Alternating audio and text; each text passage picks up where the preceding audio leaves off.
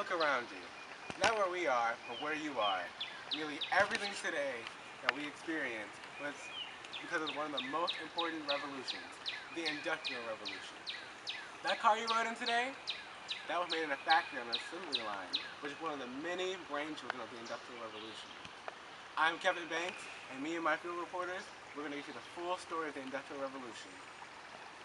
I'm Dara. I'm Rowen. And I'm Hanah. And this is history and all that jazz. Thank you, Kevin. This is field reporter number 2, Hanah. Through the use of Watt's engine, factories became more mechanized. Gone were the days where it took hundreds of people to create one simple product. Instead, fewer people could be used to operate machines that required more guidance than human control. Machines took over most of the grunt work in industry, allowing fewer people to produce more goods at a substantially higher speed. By adding the utilization of mass production through the division of labor, which is the backbone of today's assembly lines, industrialists were able to create more product with less initial cost, which maximized the profits. In the days before mass production and mechanizations, products were created in a putting out or domestic system. It was through the system that industry got started. Merchants would deliver raw materials to producers who furnished them into completed goods, usually within a household or among communal settings. Payment was given to the workers on a piecework basis. Though not ineffective, putting out systems were not well equipped to compete with the speed and precision of most factories during the 17th century. In the 17th century, the putting out system fell out of popular use and mass production became the standard of industry. All right. Well, thanks for that fascinating information, Hanah. Now, let's go to our field reporter number 1, Dara, who's going to give even more information. Thank you, Kevin. And here I am field reporter number 1. The great strides were made in the textile industry in particular, allowing fewer weavers to operate faster looms and produce quality textiles at a much lower cost than a traditional hand weaver, and at a greater reduced price. Valued worldwide, grown in large quantities in the cotton kingdom, the southern United States, cotton was considered the king of all textile crops. Cheaper than silk to produce and a versatile plant, there was a great competition between companies to create the larger amounts of crop faster.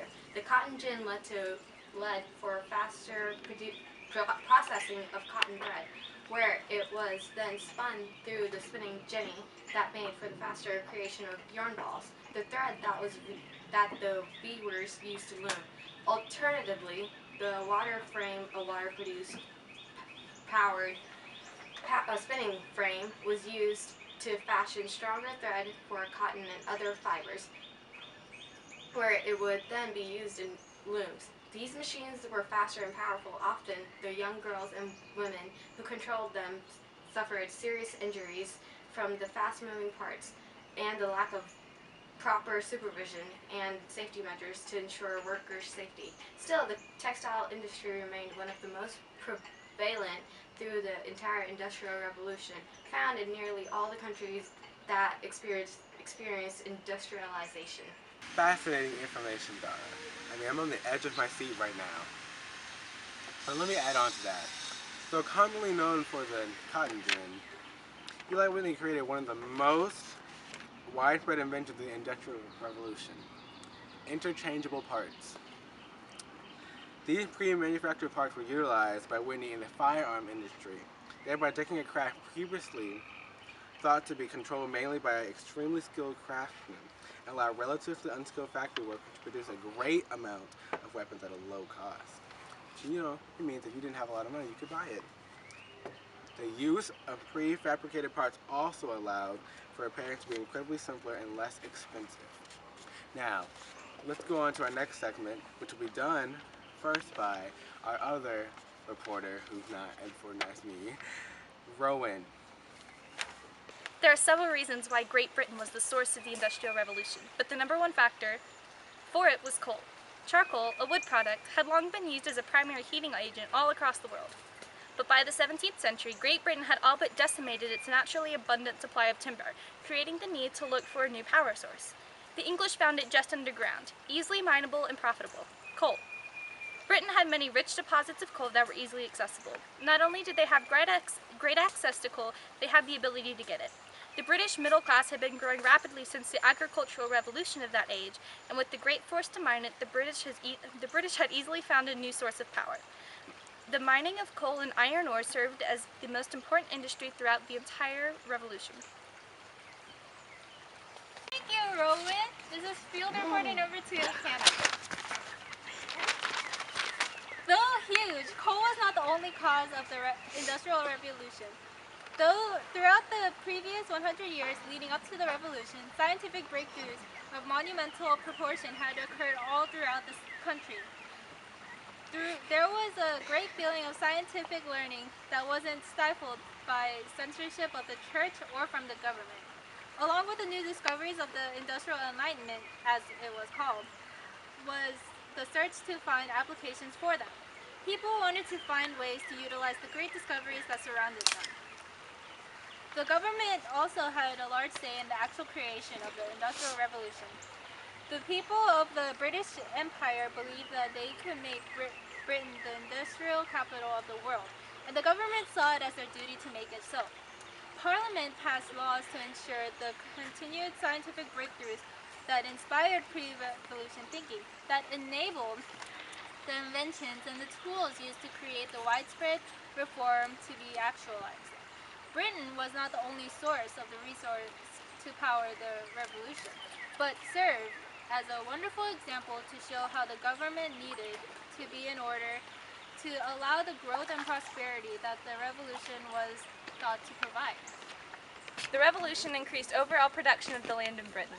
It took power away from the aristocratic upper class and gave it to the manufacturers. It opened markets in Britain and promoted trade.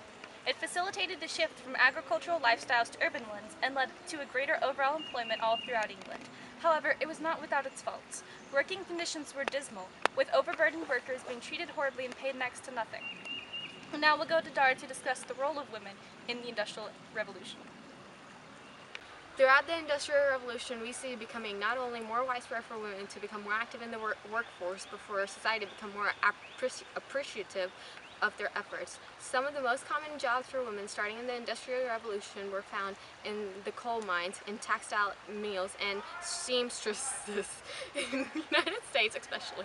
Young daughters of rural families sought to gain employment in the textile mills as a way to provide more income for their poor families, a means to become independent for their families, and as well as save money for future, something women in most rural communities wouldn't be able to do. Despite the apparent benefits for leaving a farm-based life, there was much more outcry at the loss of culture that these young women suffered by leaving the rural parts of the United States. Traditionalists claim that young women lost their traditions of her father by choosing to move into the city and forego of farm life. Now, back to Kevin. Thanks, Dara. Well, yes, I am Kevin. I do have great information for you guys. The call for women to return to a traditional lifestyle often fell on deaf ears. The cultural view and status of women changed irrevocably during the Industrial Revolution. Many young women who found work in factories married artisans and urban workers as opposed to farmers, and few chose to remain in their hometowns after leaving a factory setting. Women who found employment in factories weren't keen on allowing themselves to be taken advantage of. They called for shorter 10-hour work days opposed to 12-hour work days. They sought to have more leisure time to spend with family and relax. The lower female labor reform sought to make the legit limit for a workday at 10 hours and to provide better conditions for female factory workers. The women of the Industrial Revolution not only brought the work out of the home, but helped to create a bigger place in society for women in the industrialized world. Railroads ran through major commercial centers and served as the fastest land-based form of transportation until the creation of highway systems in America. Most lanes were double-tracked and had many stops along the route. Frontier cities sprung up around deposits that extended into uncharted territories. They served as the fastest way to send raw materials to factories for production and then finished goods to consumer regions. Railroads encouraged people to travel to remote places of the country and to move away from rural areas to more urban areas. The railroads, they brought profound social, economic, political changes to every country that built railroads. Next we have the effects of the Industrial Revolution in the United States. Is that my phone? Who is... Ugh. Just my boss trying to tell me what I need to say. Well, I might as well use it anyway. The United States. The Industrial Revolution was felt all over the world after it ventured out of Britain. In the United States, it was largely responsible for making the new nation so powerful worldwide. With advancements in textile industries, the United States was able to utilize a large cotton resource domestically. The cotton was grown in the South and shipped to the North to be processed at one of the many textile factories. During the Revolution, businesses shifted from traditional hand-to-hand production methods to a more mechanized assembly. This was achieved through the widespread implication of machinery into factories and the use of fossil fuel as fuel. Thanks, boss. You always tell me what to say. The use of steam engines allowed men and materials to be transported through mines faster. It allowed shipping to be easier by allowing ships to move without depending on the winds. Mills made effective use of steam engines by using them to grind more grains faster. There were many effects of the Industrial Revolution on various cities. Some examples were working conditions, living conditions, urbanization, public health and life expectancy, child labor, working class of families, the role of women, the emerging middle class, wealth, and income. Focus on women and children because of industrialization. Everybody was affected by industrialization, including the women and the children in the lower class. The children from the lower class had to give up on education to find a way to make a living for their families, and industrialization helped find easy jobs. But even though they worked long, hard hours, the children wouldn't get paid as much as the adults would. The women also had more job opportunities, were given the chance to become more independent, especially in the lower class. The women got a chance to earn money for their families, to do more than just be dependent on their husbands and fathers. Many believe that women lost their cultural traditions because of industrialization, allowed them to spend a lot of time away from their families at home and at their workplace. The beneficiaries of the Industrial Revolution were the middle class because the middle class were given more opportunity to earn money. Industrialization provided more job opportunities. The middle class were the people that took those jobs, resulting into increasing their incomes. Theories of Thomas Malthus and David Ricardo. With rapidly increasing birth rates and increasing life expectancies that came along with the Industrial Revolution, factors that affect livelihood, such as living space or the rate of food production, became serious concerns. Thomas Malthus, a leading demographic theorist in the 17th century, believed that with uncontrolled growth, human population would soon be checked by rampant disease and famine. He believed that the power of population is indefinitely greater than the power in the earth to produce subsistence for man. David Ricardo held the position of comparative advantage, or that if one party can produce a product at a lower cost or higher rate than another, then the production of the product should be exploited. Let's go on to our next segment, Impact of the Industrial Revolution. Most aspects of Western life changed in the Industrial Revolution due to increased food production and increasing disease control. Birth rates skyrocketed, and life expectancy grew considerably. Existing cities grew, and more appeared as rural workers flocked to urban areas in search of employment. Increased agricultural techniques didn't always do the trick, however.